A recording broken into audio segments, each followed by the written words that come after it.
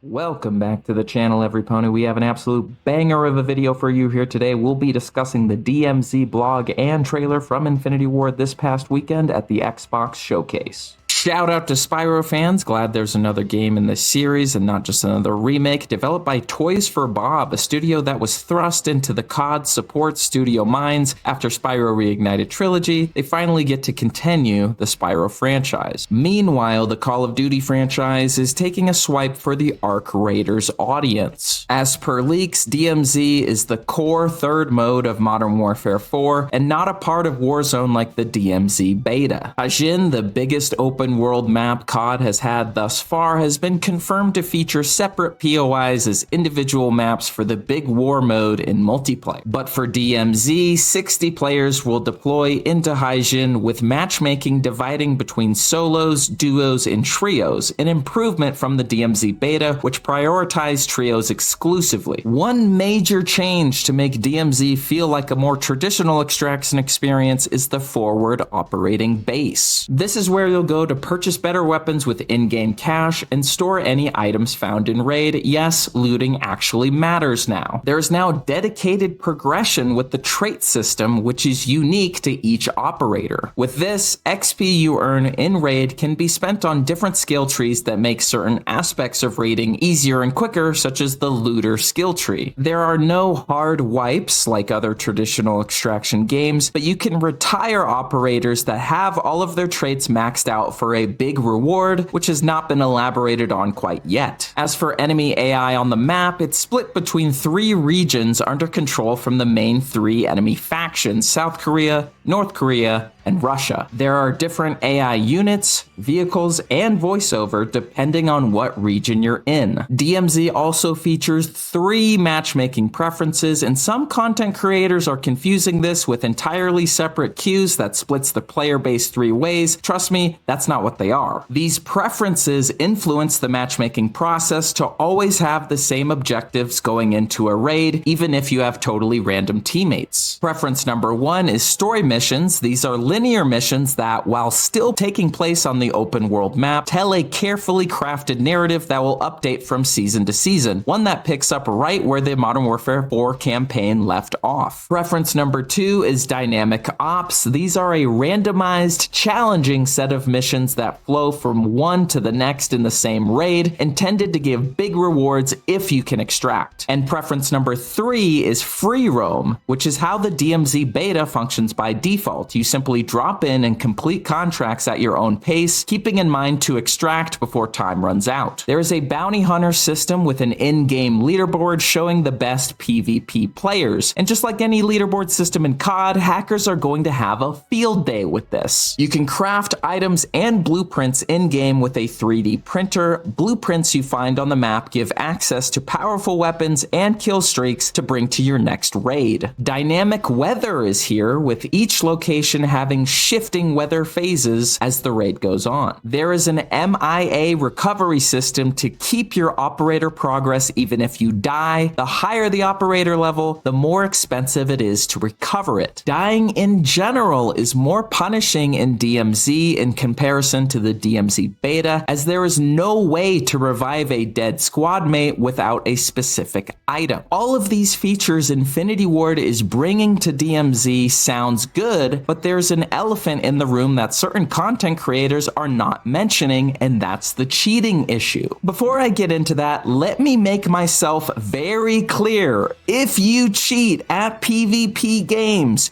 you are a nigger. Get it? Okay, moving on. Ricochet Anti-Cheat has had a losing record for about 5 years now, and the COD community is trying to cope, saying a $70 price tag will deter cheating. Guys, it's not the mid-2000s anymore. Cheating has evolved so far past secure boot requirements that it might as well not be there in the first place. Reality is, cheaters already pay a fee for the cheating software they're using, or even expensive DMAs. $70 is nothing to the modern FPS cheater. The only way I see DMZ succeeding as a mode long term, either you need to completely overhaul the anti-cheat or you offer a PvE mode. Now, just think for a second, thinking caps on, which scenario has a more realistic chance of happening? A miraculous breakthrough in a historically losing battle against cheaters, or flipping a switch on a mode that was already in the testing phase of Modern Warfare 4 but was arbitrarily scrapped? We all know how Escape from Tarkov struggled with their cheating problem for years, and finally, after much demand, PvE mode was released for the game in a paid update. Since then, roughly half of the Tarkov player base is exclusively playing PvE, even reaching a concurrent player base of 144,000 players at one point. The thing is, Infinity Ward could very easily implement PvE without upsetting the item economy for PvP players. All that would need to be done, like how Tarkov does it, is a completely separate character progression for PvE mode. You would not be able to loot items in PvE and take them into PvP, which to me seems like the most balanced way to go about it, not to mention the smoother onboarding experience for casual players. Some say the solution here is actually aggression-based matchmaking introduced in Arc Raiders. But my opinion, it honestly doesn't matter what matchmaking system Infinity Ward uses if there's a waller in every lobby. In other Call of Duty news, Black Ops 1 and Black Ops 2 will be ported to PlayStation 4 and 5 soon. They've been added to the PlayStation database and they are not listed as remastered. Though one could safely assume that these are definitive editions with all DLC included, plus an FOV slider and high frame rate mode for PS5. Having two classic COD games launch with crossplay, possibly even a Switch 2 version as well, would definitely get the hype train going for Modern Warfare 4 this fall. But as we wrap up this video, I want to remind you guys, go to dubby.gg, use code JimmyHomeless at checkout for 10% off new flavors such as Push and Punch Energy. It will give you the strength, energy, and strenergy for those long gaming sessions into the night. Use code JimmyHomeless to support the channel. Let me know what you think in the comments below about DMZ, and have a nice day.